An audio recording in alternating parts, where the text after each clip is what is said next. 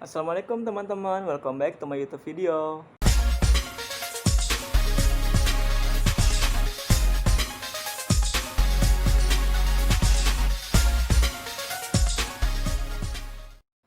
Nah, pada video kali ini saya ditugaskan oleh dosen saya untuk menjelaskan teknik SFBC dan mempraktekkan proses konseling pada teknik SFBC.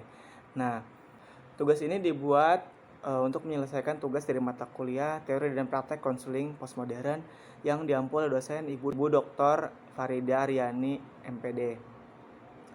Sebelum itu perkenalkan dulu, nama saya Rama Pratama, saya dari kelas B, saya angkatan 2018, Fakultas Ilmu Pendidikan, Prodi BK, Universitas Negeri Makassar.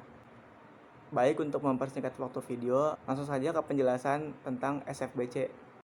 Yang pertama itu ada pengertian. Nah, nama pendekatan konseling ini adalah Solution Focus Brief Counseling. Konseling ini selanjutnya disingkat dengan SFBC. Adalah suatu konseling singkat yang dibangun atas potensi konseling yang sebenarnya mampu mengkonstruksikan solusi dari masalahnya. Nah, yang kedua itu ada biografinya. Nah, dua pendiri utama SFBC itu yang pertama ada Inso Kimberg dan yang kedua itu ada Steve De Hazer. Nah, Inso Kimberg itu sebagai direktur eksekutif pusat terapi keluarga yang singkat di Milwaukee, sebagai pemimpin oretisian dalam pemusatan solusi terapi konseling singkat atau Solution Focus Brief Therapy atau SFBC. Dia menyediakan tempat kerja yang dipersatukan oleh Jepang, Korea Utara, Australia, Denmark, Inggris, dan Jerman. Nah, hasil tulisannya adalah Jasa Keluarga yang didasarkan Pusat Pendekatan Solusi pada tahun 1994, Bekerja dengan Masalah-Masalah Pemabuk pada tahun 1992, Pusat Pendekatan Solusi pada tahun 1992, dan Interviewing Solution pada tahun 2002. Nah, yang kedua ada Steve De Hazer, salah satu pelopor dari SFBC ini. Senior Perkumpulan Penelitian di Milwaukee, pengarang buku Solusi Terapi Singkat atau SFBC pada tahun 1985, petunjuk-petunjuk mempelajari SFBC pada tahun 1988, meletakkan perbedaan untuk bekerja pada tahun 1991, awalnya kata sihir pada tahun 1994. Dia mempresentasikan melalui tempat-tempat kerja, pelatihan, dan meluas sebagai konsultan di Amerika Utara, Eropa, Australia, dan Asia untuk pengembangan teori dan solusi-solusi praktek. Nah, selanjutnya ada hakikat manusia menurut SFBC. Konseling berfokus solusi tidak mempunyai pandangan komprehensif tentang sifat manusia. Terapi berfokus pada kekuatan dan kesehatan konseling. Konseling berfokus solusi menganggap manusia bersifat konstruktivis, sehingga konseling berfokus solusi didasarkan pada asumsi bahwa manusia benar-benar ingin berubah dan tersebut tidak terelakkan. Selanjutnya ada tujuan.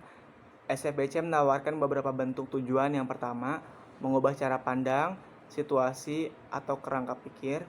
Yang kedua, mengubah situasi masalah dan menekankan pada kekuatan dan sumber daya konseli.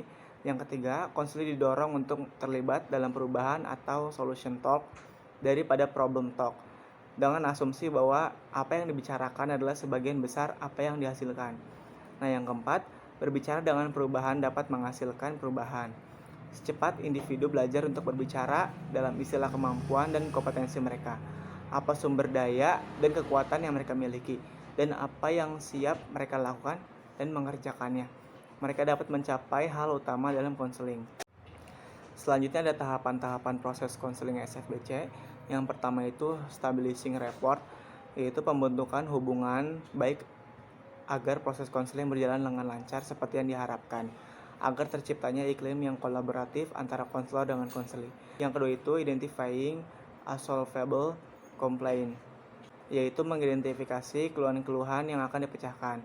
Nah, yang ketiga itu establishing goals, atau menetapkan tujuan yang akan dicapai dalam proses konseling. Nah, yang keempat itu diagnosing and intervention, untuk merancang intervensi. Nah, yang kelima itu strategi test that promote change, yaitu tugas tertentu yang diberikan oleh konselor untuk mendorong perubahan. Misalnya dengan meminta konseli untuk mengamati dan mengatakan, antara sekarang dan waktu mendatang kita bertemu, saya meminta Anda untuk mengamati sehingga Anda dapat menggambarkan pada saya pada pertemuan mendatang apa yang terjadi di kehidupan Anda yang Anda inginkan terjadi secara berkelanjutan. Penugasan tersebut mendorong konseli bahwa perubahan yang diinginkan pasti terjadi dan tidak terelakkan.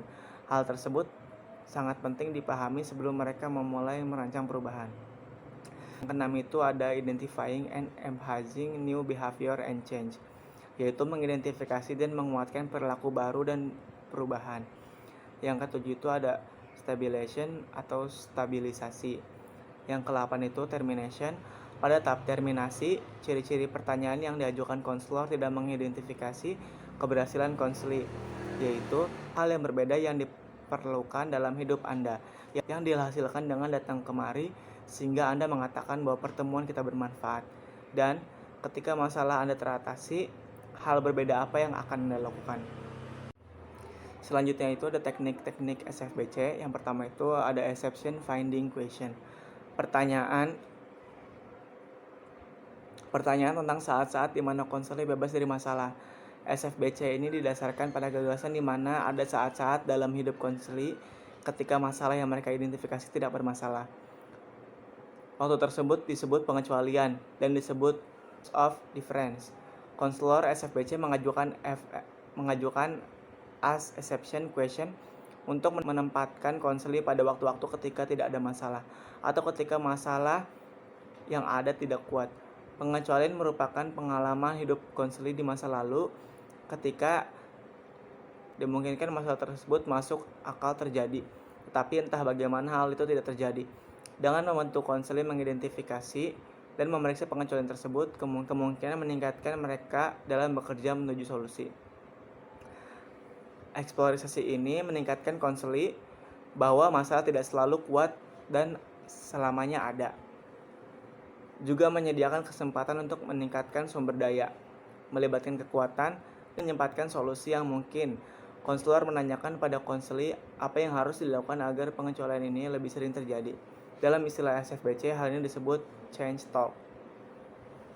Yang kedua ada miracle question. Pertanyaan yang mengarahkan konseli berimajinasi. Apa yang akan terjadi jika suatu masalah dialami secara ajaib terselesaikan? Konselor menanyakan, jika suatu keajaiban terjadi dan masalah Anda terpecahkan dalam waktu semalam, bagaimana Anda tahu masalah tersebut terselesaikan dan apa yang akan berbeda? Konseli kemudian terdorong untuk menegaskan apa yang mereka inginkan agar merasa terlebih percaya diri dan aman. Konselor bisa mengatakan, biarkan dirimu berimajinasi bahwa kamu meninggalkan kantor ini hari ini dan kamu dalam rel untuk bertindak lebih percaya diri dan aman. Hal berbeda apa yang akan kamu lakukan? Mengubah hal yang dilakukan dengan cara pandang terhadap masalah, mengubah masalah tersebut. Meminta konseli untuk mempertimbangkan keajaiban tersebut dalam membuka celah kemungkinan di masa depan. Konseli didorong untuk mengikuti mimpinya sebagai cara dalam mengidentifikasi perubahan apa saja yang paling mereka lihat. Pertanyaan ini memiliki fokus masa depan bahwa konseli dapat memulai mempertimbangkan hal yang berbeda dalam hidupnya yang tidak didominasi oleh masalah tertentu. Intervensi ini menggeser penekanan di masa lalu dan masalah saat ini menuju kehidupan yang lebih memuaskan di masa depan. Yang ketiga ada scaling question. Pertanyaan yang meminta konseli menilai kondisi dirinya atau masalah pencapaian tujuan. Berdasarkan skala 1 sampai 10, konselor SFBC juga menggunakan teknik ini ketika mengubah pengalaman konseli yang tidak mudah diobservasi, seperti perasaan, keinginan atau komunikasi. Sebagai contoh, seorang perempuan mengatakan bahwa dia panik dan cemas. Bisa dinyatakan pada skala 0 sampai 10, jika 0 adalah apa yang Anda rasakan ketika Anda pertama kali datang ke konseling, dan 10 sebagai perasaan Anda hari ini setelah keajaiban terjadi dan masalah teratasi, bagaimana Anda menyatakan skala kecemasan Anda sekarang. Bahkan jika konseling hanya berkembang dari 0 ke 1, dia telah berkembang. Bagaimana dia melakukan itu? Apa yang dia perlukan untuk meningkatkan skala? Pertanyaan skala memungkinkan konselor untuk lebih memperhatikan apa yang mereka lakukan dan bagaimana mereka mengambil langkah yang akan memandu perubahan yang mereka inginkan. Yang keempat ada coping question. Pertanyaan yang meminta konselor mengemukakan pengalaman sukses dan menangani masalah yang dihadapi.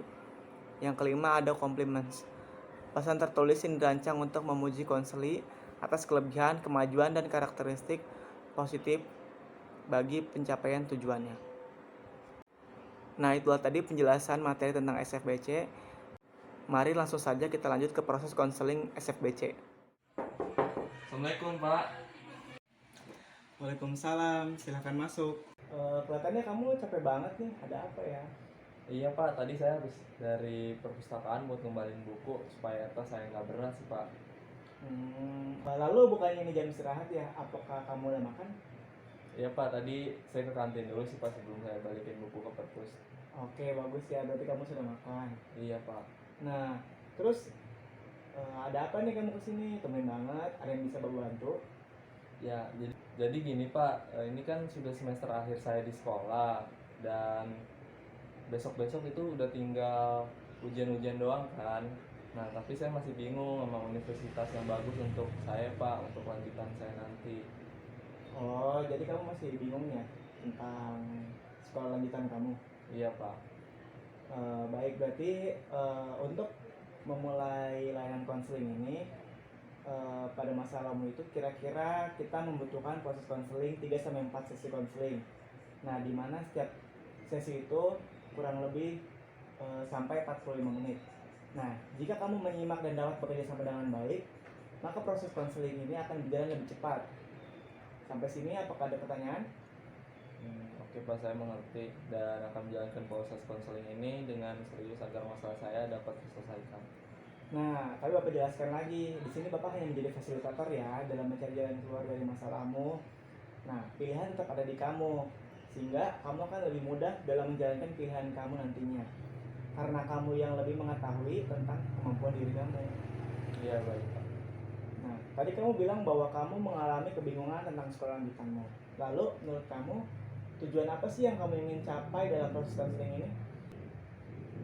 Jadi tujuan saya dalam proses konseling ini ya supaya saya nggak merasa bingung aja sih Pak tentang sekolah lanjutan saya nanti. Oke. Oke, lalu apa tuh yang membuat kamu bingung? Saya bingung Pak pengen ngambil universitas di Jakarta ataupun di luar Jakarta karena orang tua saya nyuruh saya supaya di Jakarta aja, tapi jujur saya ingin memilih universitas di luar Jakarta. Eh, Kamu berarti lebih memilih universitas di luar Jakarta. Kalau boleh Bapak tahu, kenapa sih kamu lebih memilih universitas di luar Jakarta? Saya milih universitas di luar Jakarta karena saya mau coba mandiri untuk diri saya Pak. Saya juga ingin mencoba mengurus semuanya sendiri dan ingin bebas dari orang tua. Oke, bagus kalau kamu ingin lebih mandiri. Tapi kenapa kamu ingin bebas dari orang tuamu? Ya Pak, saya ingin bebas saja karena saya merasa masih dipantau dan diragukan oleh orang tua saya. Baiklah kalau seperti itu. Lalu kamu tahu nggak kenapa orang tua kamu selalu melarangmu untuk kuliah di luar Jakarta? Katanya sih Pak, mereka masih meragukan saya untuk hidup sendiri. Mereka masih khawatir sama saya kalau saya jauh dari mereka. Jika diberikan dari skala 1-10, nah di mana 1 itu sangat mudah dan 10 itu sangat sulit, kira-kira menurut kamu sekarang kamu ada di nomor berapa kesulitan yang kamu hadapi saat ini? Kira-kira di angka 8 sih Pak. Mengapa kamu menaruh kesulitan di angka 8 tersebut? Karena menurut saya masalah ini masalah berat Pak, karena menyangkut sekolah lanjutan saya dan juga kemauan orang tua saya. Oke. Kira-kira menurut kamu hal apa sih yang bisa kamu lakukan agar angka kesulitan itu bisa menurun atau berkurang dari angka 8? Menurut saya harus lebih meyakinkan kedua orang tua saya kalau saya itu bisa hidup mandiri dengan diri saya sendiri. Oke, baik. Berarti kamu harus meyakinkan orang tua kamu ya, agar kamu diberikan izin kuliah di luar Jakarta. Iya Pak. Nah, kita istirahat dulu sekitar 5 menit. Kamu boleh mengambil air dekat TV sana jika kamu mau. Oh iya Pak. Nah, Komar, Bapak akan memberikan kamu tugas, yaitu kamu coba mengamati kedua orang tua kamu. Lalu kamu berusaha untuk meyakinkan orang tua kamu agar kamu bisa kuliah di luar Jakarta. Oh iya baik Pak. Apakah kamu bisa di pertemuan selanjutnya kamu menyampaikan hasil pengamatan kamu? Iya Pak, mudah-mudahan sih saya bisa Pak. Oke, baik. Untuk pertemuan sesi pertama ini, mari kita cukupkan dulu sampai sini. Berhubung juga jam kelas juga sudah mulai masuk dan kamu harus belajar kembali, mari kita cukupkan pertemuan kita sampai di sini. Oh iya Pak. Nah, kira-kira untuk pertemuan sesi kedua kamu bisanya kapan ya? untuk kita melanjutkan proses konseling ini lagi? Mungkin lusa Pak di jam yang sama, gimana Pak? Oke, bisa. Kalau begitu, kamu jangan lupa tugasnya dan sampai jumpa di pertemuan selanjutnya. Oke, silakan kamu balik ke kelas lagi untuk melanjutkan belajar kamu. Iya Pak, baik Pak, Assalamualaikum. Salam.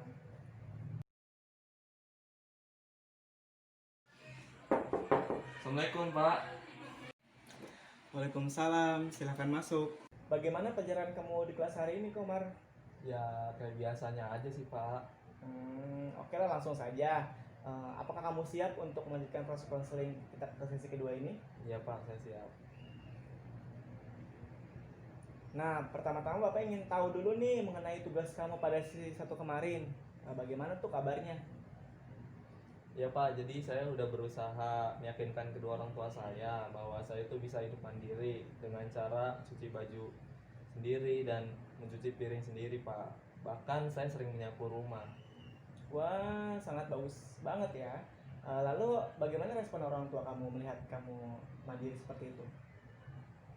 Mereka kelihatan senang sih Pak ketika saya bisa melakukan hal itu sendiri. Wah, bagus dong. Nah, mudah-mudahan aja tuh hal itu berpengaruh untuk melanjutkan kuliah kamu di luar Jakarta ya. Iya Pak, mudah-mudahan. Untuk mencapai keinginan kuliah kamu di luar Jakarta, berarti kamu perlu menambah keyakinan lagi nih kepada mereka bahwa kamu bisa hidup mandiri nantinya. Iya Pak, saya akan berusaha lebih keras lagi. Nah, bagus. Kamu terlihat bersemangat sekali ya rupanya. Iya dong Pak. Nah, baik, Bapak ingin bertanya nih, jika kemarin kamu menetapkan masalahmu pada nomor 8, maka pada hari ini nomor 1 sampai 10 kamu menetapkan pada nomor berapa nih tingkat masalahmu untuk mewujudkan keinginan kamu? Menurut saya menetapkan masalah saya ini di nomor 6 sih Pak. Wah, bagus tuh. Ternyata semakin berkurang ya perolehan angka masalahmu. Iya Pak. Nah, baik. Kayaknya kita break dulu sejenak nih. Silakan kamu ambil air minum dulu di sana. Baik Pak, terima kasih. Baik, Komar, Bapak akan memberikan kamu tugas lagi nih. Tugasnya yaitu kamu coba mempertahankan perilaku mandiri kamu, lalu coba kamu meyakinkan lagi pada orang tuamu agar kamu bisa kuliah di luar Jakarta.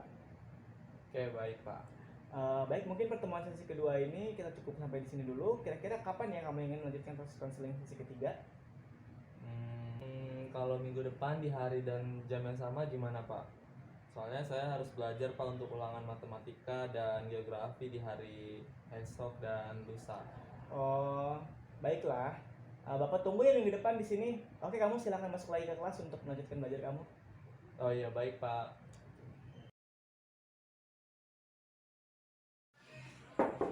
Assalamualaikum Pak. Waalaikumsalam, silakan masuk. Ya baik, terima kasih Pak. Iya, sama-sama Komar. Kayaknya hari ini kamu kelihatan seneng banget nih, ada apa ya? Iya Pak, saya lagi senang banget nih. Hari ini saya dapat nilai ulangan matematika yang bagus. Nggak sia-sia saya belajar Pak. Wah, bagus banget dong. Kamu harus terus rajin tuh belajarnya agar kamu bisa mendapatkan nilai yang bagus dan kamu bisa masuk universitas yang kamu mau nantinya. Iya Pak, saya akan terus rajin belajar.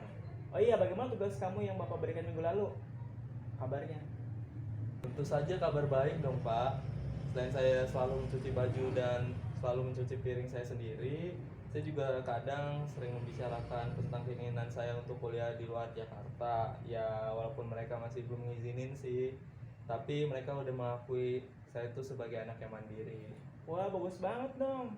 Berarti kamu harus terus bisa tuh menunjukkan perilaku-perilaku mandiri kamu agar kamu tuh bisa diizinin buat kuliah di luar Jakarta seperti yang kamu mau.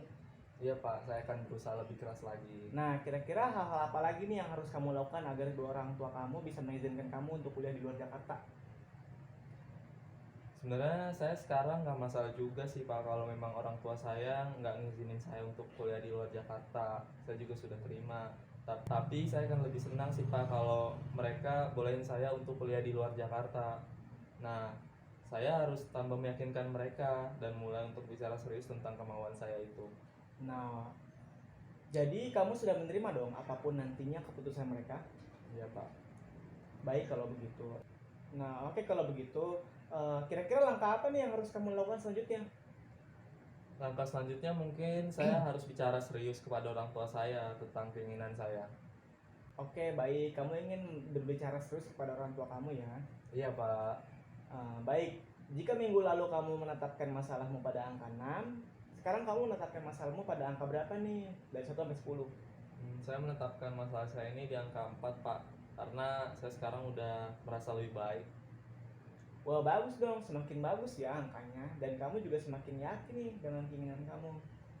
Ya Pak, saya sekarang sudah berhasil meyakinkan orang tua saya bahwa saya itu bisa hidup mandiri. Nah, baik, kita break aja dulu sejenak. Silakan kamu mengambil air minum dan merubah posisi duduk kamu senyaman kamu. Baik, terima kasih Pak. Baik Komar, seperti keinginan kamu tadi, Bapak akan memberikan kamu tugas, yaitu kamu terus berusaha berbicara tentang keinginan kamu kuliah di luar Jakarta pada orang tua kamu. Dan jangan lupa untuk meneruskan perilaku-perilaku mandiri kamu tuh agar orang tua kamu makin percaya sama kamu. Oh iya, baik Pak. Nah, di pertemuan selanjutnya kamu bisa menyampaikan tentang tugasmu di sesi ketiga ini. Iya Pak. Lalu untuk sesi pertemuan keempat, kapan kira-kira kita bisa melakukan proses konseling lagi? Gimana kalau lusa Pak, di jam yang sama? Iya, baik. Di jam yang sama ya. Iya Pak. Nah, berhubung lusa adalah pertemuan sesi terakhir kita nih, sesi keempat, Bapak harap kamu udah bisa mencapai keinginan kamu ya, dan kamu juga udah bisa menerimanya apabila keinginan kamu itu nggak bisa terwujud tuh buat kuliah di luar Jakarta. Oh iya, baik Pak. Nah, oke, kalau begitu kamu silakan kembali ke kelas untuk melanjutkan belajar. Ya Pak, izin pamit ya. Iya. Assalamualaikum. Waalaikumsalam.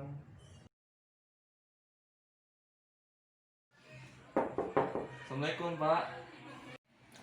Waalaikumsalam, silakan masuk. Ya baik, terima kasih Pak. Ya sama-sama Komar. Kayaknya hari ini kamu senang banget nih, ada apa nih ya? Saya senang banget Pak, karena kedua orang tua saya udah mengizinkan saya untuk kuliah di luar Jakarta Pak. Wah, selamat ya, kamu udah bisa mewujudkan keinginan kamu.